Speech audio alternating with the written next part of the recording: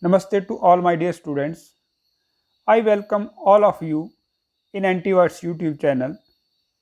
We have seen that there were compelling reasons which invalidates the electron-proton theory.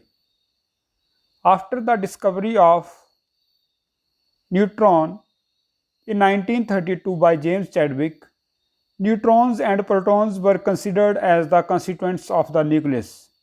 So, let's discuss the reasons of successes of neutron-proton theory. First reason is wave mechanical consideration. Second one is nuclear spin. Third is nuclear magnetic moment. Fourth is finite size. Fifth one is beta decay. And in last there is magnetic moment. We will discuss these reasons one by one. So first is wave mechanical consideration.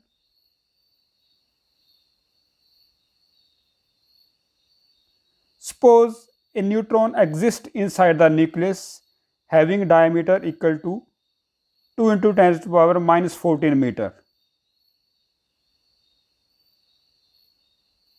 The uncertainty in the position of the neutron is equal to diameter of the nucleus, which is 2 into 10 to the power minus 14 meter. According to Heisenberg's uncertainty principle, the product of uncertainty in the measurement of position and uncertainty in the measurement of the linear momentum must be equal or greater than h divided by 2 pi, where h is Planck's constant. The uncertainty in momentum, which is del p, can be calculated from this famous principle, which comes out to be h is equal to 2 pi into del x, and its value comes out to be 10 to the power minus 20 joule second per meter.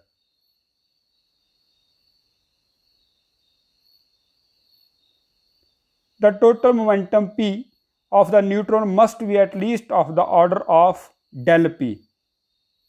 Del p is uncertainty in the measurement of the linear momentum of the neutron when it resides inside the nucleus. In other words, we can say that P must be equal to del P. So according to Einstein's relativistic energy equation, the total energy of the neutron must be equal to P square C square plus M square C4 under the root.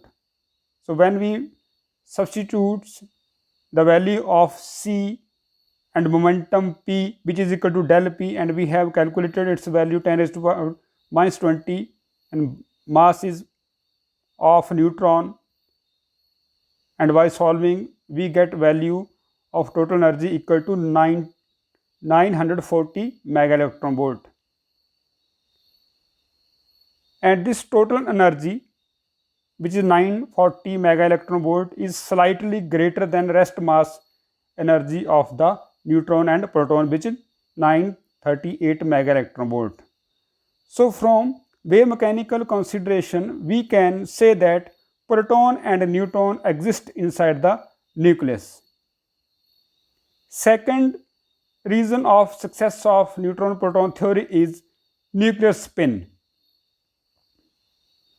It is well-known principle in nuclear physics that a nuclei with even mass number should have integral spin, and a nuclei with odd mass number should have half integral spin. So this is structure of nitrogen atom, in which 7 proton and 7 neutron reside inside the nucleus and 7 electron revolve in the orbits, and the spin of electron, proton and neutron is 1 by 2. So total spin of 14 particles inside the nucleus should be integral multiple, 7 plus 7 14. So their spin 14 is an even number and their spin should be integral multiple, and experimentally nitrogen nucleus have integral spin. So there is no contradiction when a neutron resides inside the nucleus. Its spin is integral multiple. Hence, nuclear spin supports neutron-proton theory. Third reason of its success is nuclear magnetic moment.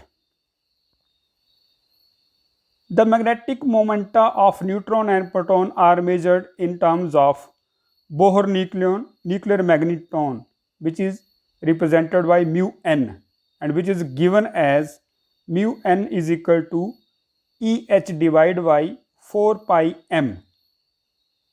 M is the mass of proton or neutron, H is Planck's constant, E is electronic charge, and magnetic moment of proton is found to be equal to 2.792 times nuclear magneton. Similarly, magnetic moment of neutron is found to be minus 1.913 times nuclear magneton. So, magnetic moment of proton is positive and magnetic moment of neutron is negative. And experimentally, it is observed that magnetic moment of nucleus is the sum of magnetic moment of proton and that of neutron. The magnetic moment of the nucleus varies in the range from minus 2 mu n to plus 4 mu n. This is experimental observation.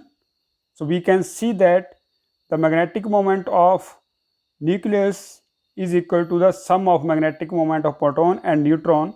Therefore, the magnetic moment consideration also supports the proton-neutron theory. Next reason is finite size of neutron and proton.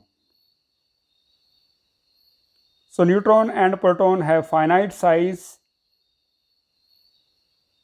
and nucleus, and there is no difficulty for nucleus to have neutrons and protons in it. Nucleus can accommodate both entity very well. Next is beta decay. In beta decay, proton and electron are emitted from nucleus, and sometime neutron and electrons are emitted from the nucleus. Basically, there are three modes of beta decay. First one is electron emission. In electron emission, a neutron is converted into a proton, and along with it, electron and antineutrino are emitted. Q is the value of nuclear reaction, energy value of nuclear reaction. Second mode of beta decay is electron emission. In this mode, proton is converted into neutron and electron and neutrino are emitted in this emission. Third one is electron capture or K capture.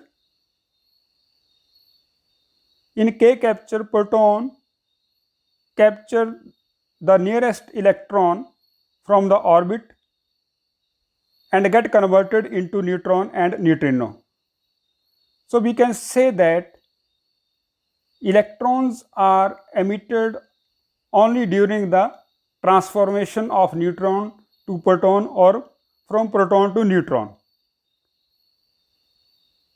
They do not exist as such inside the nucleus. They are emitted only during nuclear transformations.